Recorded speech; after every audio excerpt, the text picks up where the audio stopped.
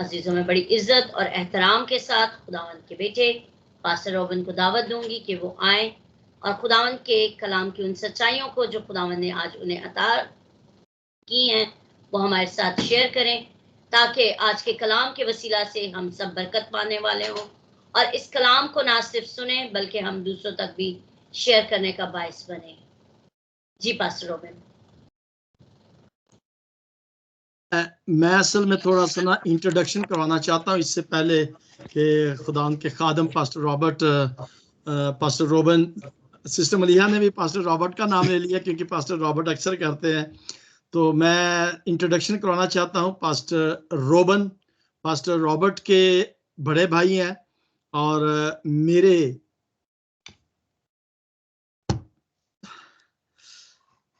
मैं थोड़ा सा इमोशनल हो गया।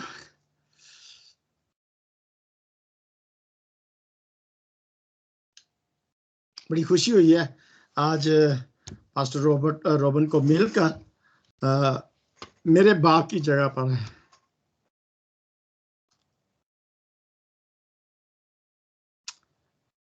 खुदावंद ने उन्हें बड़े जगहों पर इस्तेमाल किया है, ना सिर्फ मुल्क पाकिस्तान में बल्कि पूरी दुनिया में, इंग्लैंड के अंदर, अमेरिका के अंदर और फिलीपीन के अंदर, स्वीडन के अंदर, बल्कि मैं ये कहूँगा कि वो इंटरनेशनल पास्टर है और खुदावंद ने उन्हें बड़ी बरकतें अता की हैं। उन्हें गाने का तोड़ा भी दिया है और सबसे बड़ा तोड़ा जो दिया है वो मिलनसारी का है। पाकिस्तान में जाते हैं तो तमाम पासबानों से, तमाम रिश्तेदारों से वो मुलाकात करते हैं और मिलने के बगैर वो वापस नहीं आते। अमेरिका में अभी गए थे पास्टर जोसेफ जायद के फ्यूनरल के लिए, तो वहां पर भी मैंने पूरी वीडियो देखी है। सबसे पहले मौका पास्टर रोबन को ही मिला था पास्टर जोसेफ के बारे में चंद अल्फाज बोलने के लिए, तो वहां पर भी यही सब ने कहा था कि पास्टर रोबन जो है वो एक इंटरनेशनल पास्टर है जो हर जगह पर पूरी दुनिया में पहुंच जाते हैं और ये खुदावंद की तरफ से एक बहुत बड़ा मैं समझता हूँ कि ब्लेसिंग है खुदावंद ने जो उन्हें दी है। तो मैं ये ख्वाहिश कर रहा था कि आज वॉइस ऑफ गॉड के इस प्लेटफॉर्म पर भी खुदावंद उनके वसीला से हम सबको बरकत अता करे।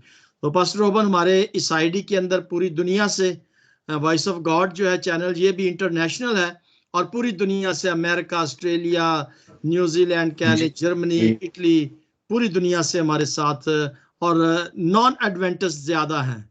सो ये खुदावंद ने हमें बरकत दी है कि हम सब मिलकर तो खुदावंद के जिंदा पाक कलाम को एक दूसरे के वसीला से सीखते हैं। सो आपको दिल की गहराइयों से वेलकम कहते हैं, खुश आमदीद, और आज हम सब बड़ी बरकत को हासिल करेंगे। Thank you ji, god bless you. Welcome pastor ji. मेरे अजीजों, बहनों, भाइयों, बच्चों, मैं खुदावंद का शुक्र करता हूं आज के इस मौके के लिए कि मैं आप सब से खुदा का कलाम शेयर कर सकता हूं। मैं तो उसका एक नाचीज सा खादम हूं, मुझ में कुछ नहीं है। मैं पास्टर जान का शुक्रगुजार हूं कि वो मेरा भाई, मेरा कज़न, मेरे बच्चों की तरह थे। जब छोटे बच्चे थे हॉस्टल में, तो पास्टर रॉबर्ट जो मेरा छोटा भाई है और पास्टर जॉन भी मेरा छोटा भाई है, इनका ख्याल रखता था। मैं भी कॉलेज में पढ़ता था उस वक़्त। So thank you so much for your loving words. I love you.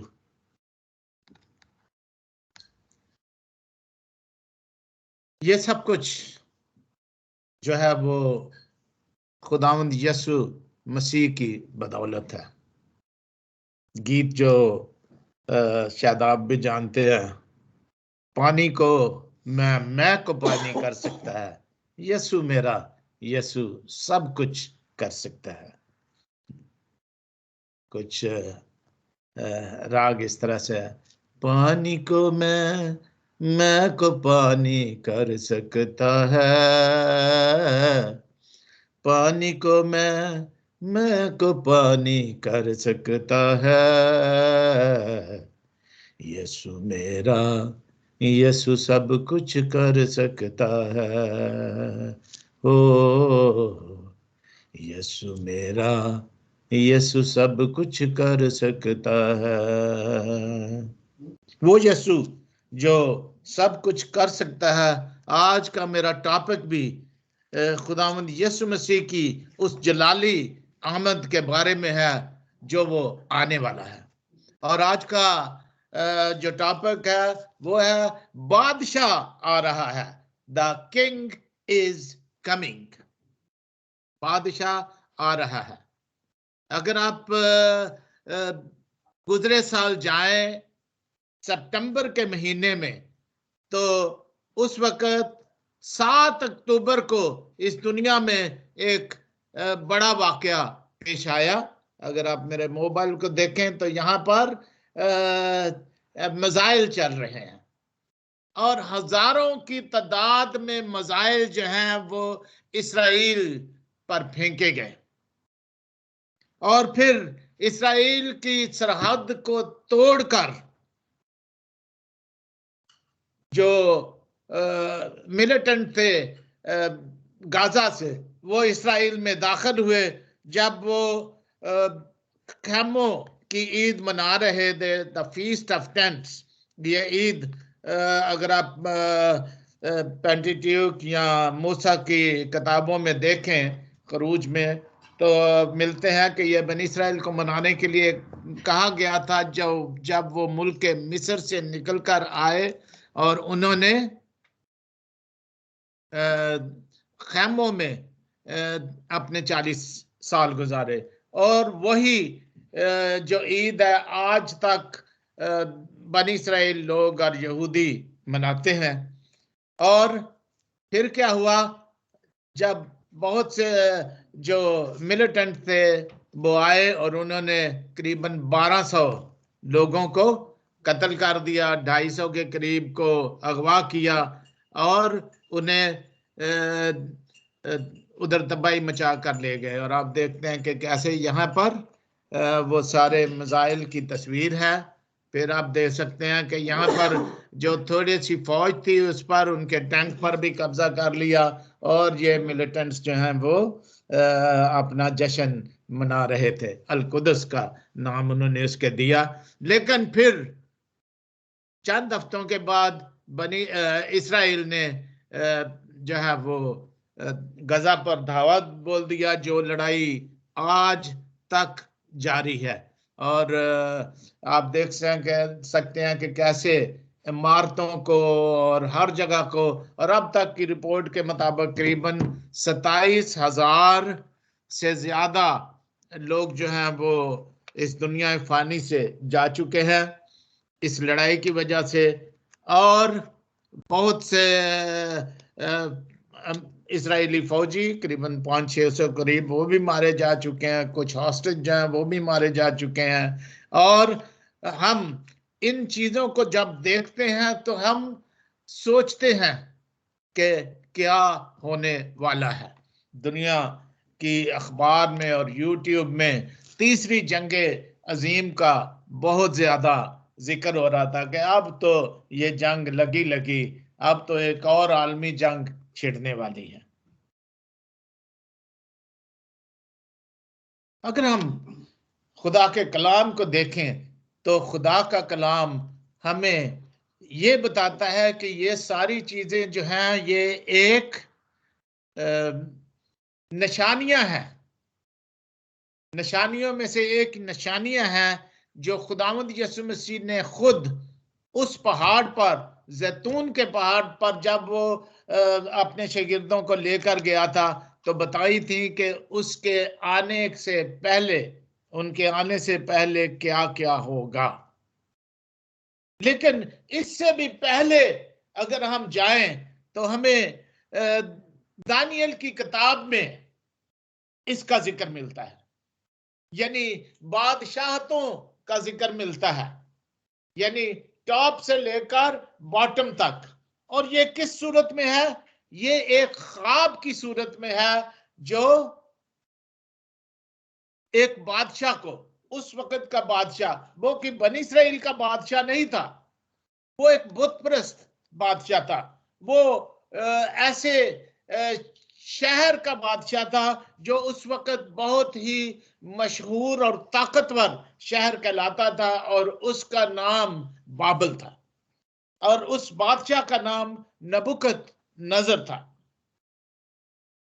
और ये जो खुदा की बादशाही, यानी उस बादशाह की कहानी जो है, ये इसमें बड़ी तफसीर से एक ख्वाब के जरिए से नबुकदनेस्सर बादशाह को दिखाई गई। और आज मैं कुछ उसी का जिक्र करूंगा। अगर आप दानियल की किताब, दानियल नबी की किताब, उसका 2 बाब मेरे साथ खोलें, तो उसमें हमें ये मिलता है कि नबुकदनेस्सर ने अपनी सल्तनत के दूसरे साल में एक ऐसा ख्वाब देखा जिनसे उसका दिल घबरा गया और उसकी नींद जाती रही। तब बादशाह ने हुक्म दिया कि फालगिरों और नजूमियों और जादूगरों और कसनियों को बुलाएं कि बादशाह के ख्वाब उसे बताएं। बादशाह ख्वाब भी भूल गया। चनाचे वो आए और बादशाह के हुजूर खड़े हुए, और बादशाह ने उनसे कहा कि मैंने एक ख्वाब देखा है, और उस ख्वाब को दरियाफ्त करने के लिए मेरी जान बेताब है। यानी परेशान था कि ये कैसा ख्वाब है, हैबतनाक ख्वाब है, लेकिन उसको ख्वाब याद नहीं था। तब कसनियों ने बादशाह के हुजूर, ये चौथी आयत है, तब कसदियों ने बादशाह के हुजूर अरामी जुबान में अर्ज की कि आए बादशाह, अब तक जीता रहे और अपने खादमों से ख्वाब बयान कर और हम उसकी ताबीर करेंगे। और बादशाह ने कसदियों को जवाब दिया कि मैं तो ये हुक्म दे चुका हूं कि अगर तुम ख्वाब ना बताओ और उसकी ताबीर ना करो तो टुकड़े टुकड़े किए जाओगे, तुम्हारे घर मजबला हो जाएंगे। लेकिन अगर ख्वाब और उसकी ताबीर बताओ तो मुझसे इनाम और सिला और बड़ी इज्जत हासिल करोगे, इसलिए ख्वाब और उसकी ताबीर मुझसे बयान करो। आगे हम देखें, अगर पढ़ें, आपके पास टाइम हो तो पढ़ें। लिखा है कि वो परेशान हुए और वो कहने लगे कि आए बादशाह, हम तो इंसान हैं, हम कैसे आपको ख्वाब बता सकते हैं? ख्वाब हमें बताओ और ताबीर हम करेंगे, वरना ये चीज तो सिर्फ कौन जानता है? देवता ही जानते हैं, जो इंसान के दरमियान नहीं रहते, और इंसान कोई भी इसकी ताबीर नहीं कर सकता। एक्नॉलेज किया कि चाहे जितने भी वो दानिशमंद थे, जितने भी उनमें जादू वगैरह जादूगर भी थे, वो इस ख्वाब को बादशाह को बता नहीं सकते थे, और ना इसका मतलब या इसकी तफसीर बादशाह के साथ कर सकते थे। और बादशाह गुस्से हुआ और उसने हुक्म दिया कि मेरे तमाम दानश्वरों को कत्ल कर दिया जाए। वहां पर कुछ नौजवान भी थे। अगर हम दानियल के पहले बाब में देखें तो उन नौजवानों के नाम बताए गए हैं। एक का नाम दानियल था, हिब्रू नाम, और फिर उसके साथ कुछ 3 उसके दूसरे साथी भी थे, और उनके नाम हननिया, मिशाएल और अजरिया बताया जाता है। दानियल ने और उसके साथियों ने, वो आदमी, वो कैप्टन, वो कप्तान जो मुकर्रर किया गया था कि हकीमों को हलाक करे, उनसे मिला और उसने कहा कि जनाब ये बादशाह सलामत ने क्या हुक्म जारी कर दिया है। जब उसे बताया गया तो आगे हम चलते हैं, पढ़ते हैं कि उसने, अरियोक उसका नाम था, उससे कहा कि हमारे पास खुदा है जो ऐसा कर सकता है, मुझे मोहलत दी जाए और मैं बादशाह के पास हाजिर होऊंगा और मैं बादशाह को वो ख्वाब भी और उसकी ताबीर भी बताऊंगा। अगर आप 16वीं आयत में देखें तो वहां पर लिखा है, और दानियल ने अंदर जाकर बादशाह से अर्ज की कि मुझे मोहलत मिले तो मैं बादशाह के हुजूर ताबीर करूंगा। तब दानियल ने अपने घर जाकर हननिया और मिसाइल और अजरिया अपने रफीकों को इतला दी ताकि वो इस राज के बाब में आसमान के खुदा से रहम तलब करें कि दानियल और उसके रफीक बाबल के बाकी हकीमों के साथ हलाक ना हो। फिर हम देखते हैं कि दानियल ने क्या किया। लिखा है, फिर रात को ख्वाब में दानियल पर राज खुल गया जब उसने दुआ की, जब उसने अपने साथियों से मिलकर खुदा के सामने उसे पुकारा और उसने आसमान के खुदा को मुबारक कहा। लिखा है, दानियल ने कहा खुदा का नाम अब तक मुबारक हो, क्योंकि हिकमत, जैसे उन आलमों और फाजलों ने कहा था कि हम तो नहीं बता सकते, सिर्फ कौन बता सकते हैं, देवता ही बता सकते हैं। और वो कहता है क्योंकि हिकमत और कुदरत उसी की है, वही वक्तों और जमानों को तब्दील करता है, वही बादशाहों को मजूल और कायम करता है, वही हकीमों को हिकमत और दानिशमंदों को दानिश अनायत करता है, और वही गहरी और पोशीदा चीजों को जाहिर करता है, और जो कुछ अंधेरे में है, इन द डार्कनेस, जो कुछ अंधेरे में है उसे जानता है, और नूर उसके साथ है। गॉड इज लाइट, खुदा ही नूर है और वो अपने नूर से सब कुछ आश्कारा करता है। और फिर दानियल क्या कहता है 23वीं आयत में, मैं तेरा शुक्र करता हूं और तेरी सताइश करता हूं, आए मेरे बाप दादा के खुदा, जिसने मुझे हिकमत और कुदरत और जो कुछ हमने तुझसे मांगा तूने मुझ पर जहर किया, क्योंकि तूने बादशाह का मामला हम पर जाहिर किया। लिखा फिर दानियल, अगली आयतें आप पढ़े तो,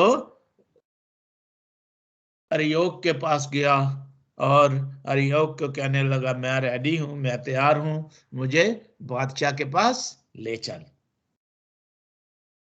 जब बादशाह के पास वो नौजवान गया तो मेरा ख्याल है बादशाह भी हैरान हुआ होगा कि यंग लड़का और इतने इतने दानिशवर, दाढ़ियों वाले, सफेद दाढ़ियों वाले, तजर्बे वाले दना, वो बादशाह को नहीं बता सके तो ये नौजवान क्या करेगा।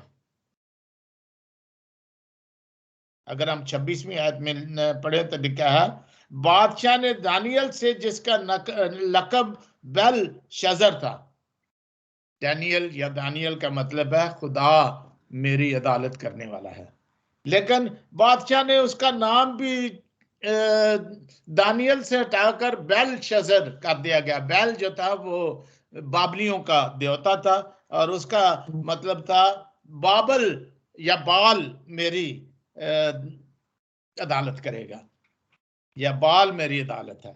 लेकिन दानियल का नाम इस किताब ने इसलिए है कि वो बाल नहीं बल्कि वो खुदा जिसकी दानियल इबादत करता था, इसीलिए उसका नाम बेल शजर रखा गया। और उससे पूछा क्या तू इस ख्वाब को जो मैंने देखा और उसकी ताबीर को मुझसे बयान कर सकता है। 27वीं आयत में दानियल क्या जवाब देता है। दानियल ने बादशाह के हुजूर अर्ज की कि वो भेद जो बादशाह ने पूछा और हुक्मा और नजूमी और जादूगर और फालगीर बादशाह को बता नहीं सकते। मतलब ये कोई नहीं बता सकता। और उसने नबूकदनेस्सर बादशाह पर ज़हर किया है कि आखिरी अयाम में क्या वकू में आएगा, आखिरी अयाम में क्या वकू में आएगा। जैसे हमने देखा है कि ना सिर्फ मसीही होते, हम लोग ही ये फील करते हैं जब ऐसी बातें होती हैं कि हम दुनिया के आखिर में रह रहे हैं, बल्कि दीगर अक़वाम भी यही सोचती हैं। क्या तीसरी जंगे अजीम शुरू होने वाली है? क्या दुनिया का आखिरत आने वाला है या आ गया है? क्या हम आखिरी दौर में रह रहे हैं? तो बादशाह नबूकदनेस्सर को भी यही सोचता था उस वक्त, कबल 602 कबल मसीह में। और नबूकदनेस्सर को दानियल कहता है, दानियल नबी के बादशाह पर खुदा ने, कौन से खुदा में? बैल ने नहीं या बाल ने नहीं, बल्कि आसमान के खुदा ने, यावे, हु आई एम, मैं जो हूं सो हूं, उसने जाहिर किया है, उसने नबूकदनेस्सर पर जाहिर किया है। 27वीं आयत है कि आखिरी अयाम में क्या वकू में आएगा, तेरा ख्वाब और तेरे दिमागी ख्याल जो तूने अपने पल पर देखे ये हैं। और फिर दानियल जो है उसको ख्वाब बताना शुरू कर देता है। आए बादशाह, तू अपने पलंग पर लेटा हुआ था। आए बादशाह, तू अपने पलंग पर लेटा हुआ ख्याल करने लगा कि आइंदा क्या होगा, what is going to happen next. So वो जो राजों का खोलने वाला है, सीक्रेट्स किसके पास है? खुदा के पास है। तुझ पर ज़हर करता है कि क्या कुछ होगा, लेकिन उस राज के मुझ पर आश्कारा होने का सबब ये नहीं कि मुझ में किसी और जी हयात से ज्यादा हिकमत है, कुछ भी नहीं। तेरे देवता, तू मेरा नाम तो चेंज कर सकता है, मेरा ईमान चेंज नहीं कर सकता। मुझ में किसी और जी हयात से ज्यादा हिकमत नहीं है, बल्कि यह कि इसकी ताबीर बादशाह से बयान की जाए और तू अपने दिल के तस्वुरात को पहचाने। आगे ख्वाब आ जाती है। कौन सी आयत है ये? 30वीं आयत, 31वीं आयत, हाँ 31वीं आयत। आए बादशाह, तूने एक बड़ी मूरत देखी, और वो बड़ी मूरत जिसकी रौनक बेनहायत थी तेरे सामने खड़ी हुई, और उसकी सूरत हैबतनाक थी। लेट्स सी के हम देखें कि किस किस्म की मूरत हो सकती थी। समवट कुछ इस किस्म की अगर आप देखें मूरत हो सकती थी, हैबतनाक, बड़ी, खौफनाक। और लिखा है कि उस मूरत का सर खालस सोने का था।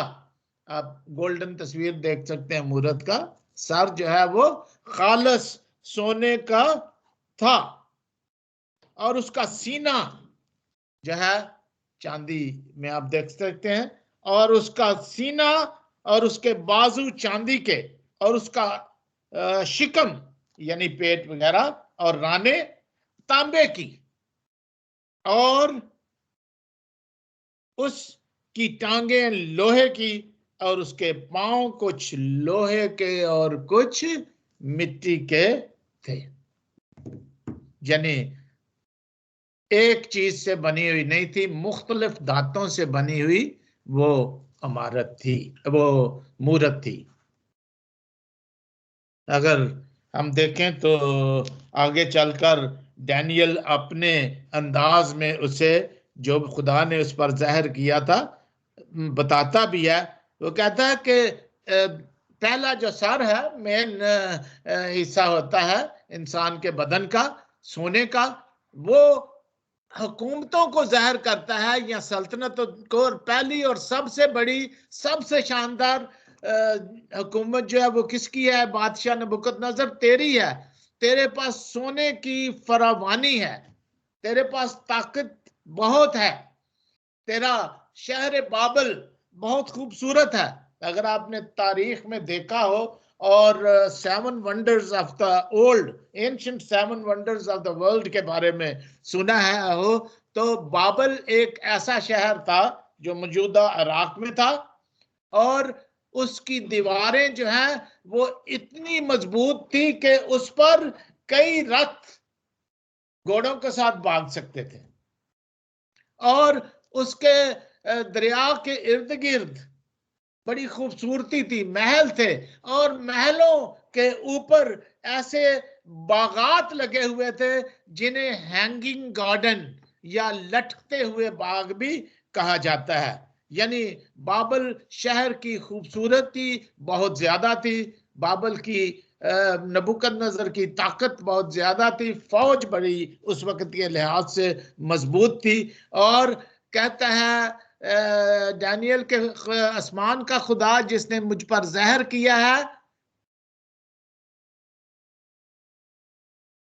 सबसे अमीर सबसे ताकतवर तेरी हुकूमत है, लेकिन बात यह है बादशाह, अगर तू चाहता है कि सोचता है कि ज्यादा देर रहेगी, तेरी हुकूमत जो है वो एक दिन खत्म हो जाएगी और तेरी बादशाहत के बाद एक और बादशाहत आएगी। लिखा है दूसरा हिस्सा जो था उसका सीना वो चांदी का था, सोने की तरह कीमती और चमकता हुआ नहीं, लेकिन फिर भी काफी कीमती धात है, और वो एक ऐसी हुकूमत को जहर करती है, एक ऐसी बादशाहत को जहर करती है जो तेरे बाद आने वाली है। अगर हम तारीख में देखें तो हमें पता चलता है कि जो सोने की हुकूमत, बाबल की हुकूमत शुरू हुई 605 कबल अज मसीह में, 605 कबल अज मसीह, जिसे हम बीसी भी कहते हैं, और वो ताकतवर रही नबूकदनेस्सर बादशाह के दौर में, और चंद एक बादशाह उसके बाद उसका बेटे का जिक्र आता है, बेल्तशस्सर, फिर आता है तारीख में निबोनाइडस एक था, वो आखिरी बादशाह था, उस तक रही। और 539 को 539 कबल अज मसीह में मादा फारस की फौजें, जिनका सरबरा साइरस या खोरस बाइबल में उसका नाम जिक्र है, वो आता है और वो बाबल को फतह करता है। और फतह भी आप अगर दानियल की आगे किताब में देखें तो इट वाज अ ब्लडलेस को, सिर्फ चंद लोग ही मारे गए होंगे, क्योंकि जैसे बाइबल मुकद्दस में लिखा है, यसाया की किताब में भी लिखा है कि जो मादा फारस की फौजें थी उन्होंने दरिया के रुख को ही बदल दिया, जो दरिया शहर में से गुजरता था उसके रुख तो को बदल दिया, क्योंकि वो बाबल की मजबूत दीवारों को अबूर नहीं कर सकते थे, वो पहुंच नहीं सकते थे, ऊपर गार्ड थे, नीचे दीवारें बड़ी ऊंची थी। सो उन्होंने दरिया का रुख बदल दिया और जहां से दरिया बहता था वहां से रास्ता बनाकर अंदर चले गए, और इस तरीके से उन्होंने बाबल के शहर को फतह कर लिया और दूसरी हुकूमत आ गई जो मादा फारस की थी, मौजूदा ईरान। और वो हुकूमत जो है वो कब तक कायम रही? 539 बीसी में खोरस बादशाह या साइरस बादशाह ने, मादा फारस का बादशाह था जो मौजूदा ईरान है, उसने बाबल को फतह किया और अपनी सल्तनत कायम की, और 331 बीसी तक मादा फारस की या फारस की हुकूमत रही। बड़े मशहूर बादशाह जिनमें से दारा एक था, अर्थकशिस्ता एक था, और इस किस्म के बादशाह थे खोरस से लेकर या साइरस से लेकर, और आखिर जो दानियल को या बादशाह को बताया गया तीसरी तीसरा हिस्सा मूरत का जो तांबे का था, यानी शिकम से नीचे नीचे तक, टांगों से ऊपर, वो हिस्सा तांबे का था, जो स्टिल इंफीरियर या चांदी से एक कम और सस्ता जो है वो मेटल है। उसकी हुकूमत के बारे कहा गया कि वो आएगी, और वो यूनान था, क्योंकि मादा फारस को हिस्ट्री में, तारीख में यूनान ने फतह किया। अब ये दो सल्तनत तो एशिया में थी, एक मौजूदा ईरान में, एक मौजूदा क्या नाम है इराक में, बाबल और मादा फारस। अब यूनान जो कि यूरोप है, शिफ्ट किधर होनी शुरू हो गई? दूसरे बड़े आजम में।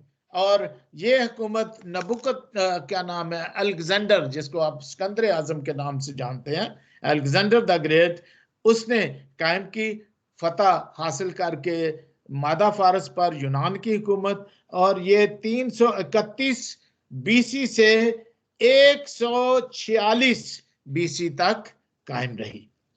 उसके बाद एक और यूरोपियन हुकूमत, मैं और मेरी बीवी रोम में गए, और जो वो सल्तनत थी जिसको हम क्या कहते हैं, रोम की सल्तनत, उसका उसकी शान और शौकत, उसके खंडरात आज भी वहां पर मौजूद हैं, वो कायम हुई। और वो 146 से शुरू हुई और 476 ईस्वी में, in the year of the Lord AD तक जारी रही। लेकिन फिर वो भी कायम नहीं रह सकी, उसको किसी ने फतह तो नहीं किया। हमारे खुदावंद यीशु मसीह भी उसी दौर में, आप सब जानते हैं 35 पिलातुस उसकी कहानी, के उसी दौर में उन्होंने हमारे सब की खातिर अपनी जान दी, सलीब पर जान दी। रोमी उस वक्त के उसके जिम्मेदार थे, अलॉन्ग विद उस वक्त के जो यहूदी थे उनके साथ साथ, लेकिन वो भी बिखर गई, खत्म हो गई। और लिखा है कि आखिरी जो सल्तनत है वो बड़ी मजबूत होगी, क्योंकि रोम की हुकूमत जो है बड़ी मजबूत हुकूमत थी। लोहे को बताया गया, नबुकदनेस्सर को बताया गया था कि वो लोहे की हुकूमत होगी, पांव जो है वो लोहे के थे उस मूरत के। लेकिन वो भी खत्म हो गई, यूरोप की 10 हुकूमतों में बट गई। और फिर बादशाह को बताया गया कि आखिरी हुकूमतें जो हैं वो आखिरी जमाने की वो ऐसे ही होंगी, कुछ लोहे की, कुछ मिट्टी की, और वो आपस में मेल नहीं खाएंगी। जैसे लोहा और मिट्टी मिला हुआ मेल नहीं खाता, वो मेल नहीं खाएंगी। अगर आप 44 आयत 43 से मेरे साथ पढ़े तो लिखा है, बल्कि ऊपर से हम जाते हैं 33 से। और तूने देखा कि उसके पांव और उंगलियां कुछ तो कमार की मिट्टी और कुछ लोहे की थी, सो उस सल्तनत में तफरका होगा, मगर जैसा तूने देखा है उसमें लोहा मिट्टी से मिला हुआ था, उसमें लोहे की मजबूती होगी। और हम देखते हैं कि यूरोप की कुछ हुकूमतें तो बहुत मजबूत हैं, जिनमें से बरतानिया एक है।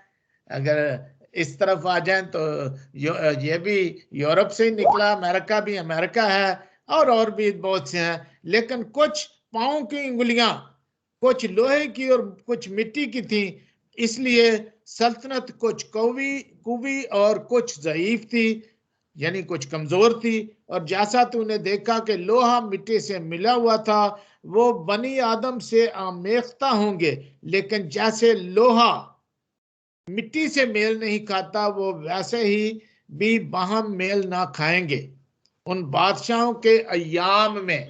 यानी आखिरी जमाना आ गया, मूरत सारी खत्म हो चुकी है, आखिरी जमाना आ गया, हम उस मूरत के पांव में रह रहे हैं। लिखा है आखिरी जमाने में क्या होगा, उन बादशाहों के अय्याम में आसमान का खुदा एक सल्तनत बर्पा करेगा जो अब तक नेस्त ना होगी। और उसकी हुकूमत किसी दूसरी कौम के हवाले ना की जाएगी, बल्कि वो उन तमाम मुमलकतों को टुकड़े टुकड़े और नेस्त और वही अब तक कायम रहेगी, नेस्त करेगी और अब तक कायम रहेगी। और जैसा तूने देखा कि वो पत्थर, यानी आखिर में क्या होगा, उस मूरत के पांव पर बादशाह ने देखा, या दानियल ने बताया कि तूने देखा कि एक पत्थर आसमान से, जमीन से नहीं, आसमान से कटा और एस्ट्रॉइड की तरह वो उस मूरत के पांव में गिरा और मूरत को क्या कर दिया, चिकना चूर कर दिया। और वहां पर वही पत्थर एक पहाड़ बन गया और पूरी दुनिया में फैल गया। आखिर में 45 आयत में कहता है, जैसा तूने देखा कि वो पत्थर हाथ लगाए बगैर ही पहाड़ से काटा गया और उसने लोहे और तांबे और मिट्टी, दुनिया की हुकूमतें, और चांदी और सोने को टुकड़े टुकड़े किया। खुदा ताला ने बादशाह को वो कुछ दिखाया जो आगे के होने वाला है, और ये ख्वाब, सुन ले गौर से, लिखा है, और ये का ख्वाब यकीनी है और इसकी ताबीर यकीनी है। मेरे अजीजों, हम उस दौर में रह रहे हैं। खुदावंद यीशु मसीह ने कहा कि मैं जल्द आने वाला हूं, देख मैं जल्द आने वाला हूं। कई लोग इंटरप्रिटेशन करते हैं कि बनी इसराइल या इसराइल का जो मुल्क है वो यहूदी हैं और खुदा उनको वापस ला रहा है, उनको ला रहा है। लेकिन अगर हम पौलुस रसूल के खत और उनके हवाले के देखें तो जो खुदावंद यीशु मसीह पर ईमान लाता है वो एक स्पिरिचुअल इजराइल है, और हम सब स्पिरिचुअल इजराइल हैं। हम उस यरूशलेम को नहीं देखते जो पुराना यरूशलेम था, जो अभी भी है, जिसको हासिल करने के लिए हमारे मुसलमान भाई जद्दोजहद करते हैं, और इसराइली जो है वो अपना एंशंट यरूशलेम होने के नाते उसे रखना चाहते हैं। मुकाशवा हमें बताता है कि एक नया यरूशलेम है जो नीचे उतरेगा। हमारे खुदावंद यीशु मसीह का वो शहर जिसकी वजाहत जो है वो मुकाशवा की किताब में की गई है। नया आसमान, नई जमीन, नया यरूशलेम, ये सब चीजें होने वाली हैं, ये सब चीजें आने वाली है। हम अब इस आसमान यरूशलेम की जो इस दुनिया में है उसकी तरफ नहीं देखते, बल्कि हम उस यरूशलेम का इंतजार कर रहे हैं जो आसमान पर खुदा ने बनाया है। और खुदावंद यीशु मसीह जल्द आने वाला है। खुदावंद यीशु मसीह ये दुनिया के हालात बताते हैं, वो जानता है, वो हम सब को जानता है। अभी थोड़ी देर हुई है, मैं जनाजा मैंने अटेंड किया अपने एक बड़े अजीज पास्टर जोसेफ ज़ाहिद का, जो खुदा के फर्म बिलीवर और बड़े ऑनेस्ट और बहुत अच्छे पास्टर थे। इस दुनिया में नहीं रहे, लेकिन वो इस उम्मीद से गए हैं कि short while, just a short while, थोड़ी देर रह गई है, जब खुदावंद यीशु मसीह आएगा तो जो उसमें सो गए हैं वो उठ खड़े होंगे, और उनमें हमारा भाई पास्टर जोसेफ ज़ाहिद भी होगा और भी बहुत से होंगे। इसलिए हमें, जैसे हम उसकी इबादत रोज़ बरोज़ करते हैं, इस बात को देखना चाहिए कि जो दानियल नबी ने लिखा है और कहा है वो बरहक है। और लिखा है, जैसा तूने देखा कि वो पत्थर हाथ लगाए बगैर ही पहाड़ से काटा गया और उसने लोहे और तांबे और मिट्टी और चांदी और सोने के टुकड़े टुकड़े किया। खुदा ताला ने बादशाह को वो कुछ दिखाया जो आगे को होने वाला है, और ये ख्वाब यकीनी है, उसकी ताबीर यकीनी है। यानी बादशाह आने वाला है, और वो बादशाह ही is none other than our Lord and Saviour Jesus Christ, जिसने कहा देख मैं जल्द आने वाला हूं और मेरे पास देने के लिए हर एक के लिए अजर है जो क्या करता है, मुझ पर ईमान लाता है। क्या आप खुदावंद यीशु मसीह पर ईमान लाते हैं? क्या आप उसके आने के लिए तैयार हैं?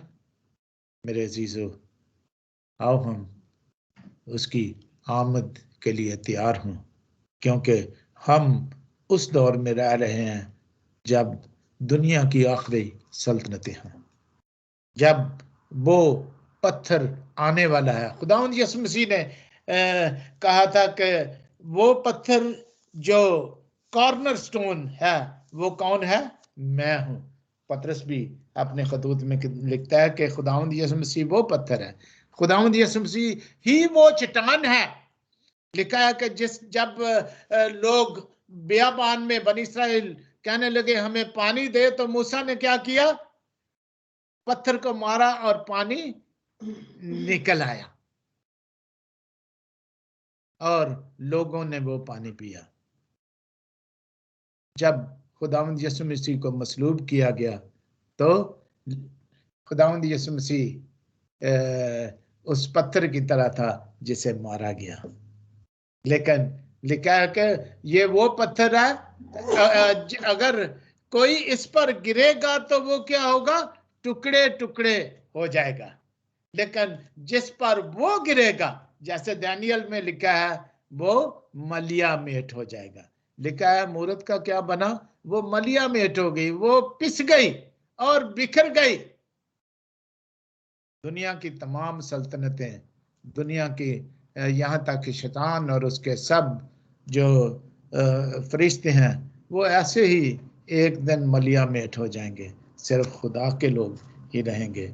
आओ खुदावंद यीशु मसीह की आमद के लिए इस आखिरी अयाम में हम उसकी हम्द करते रहें और उसके लिए तैयार रहें। खुदावंद आपको बरकत दे। आमीन आमीन आमीन।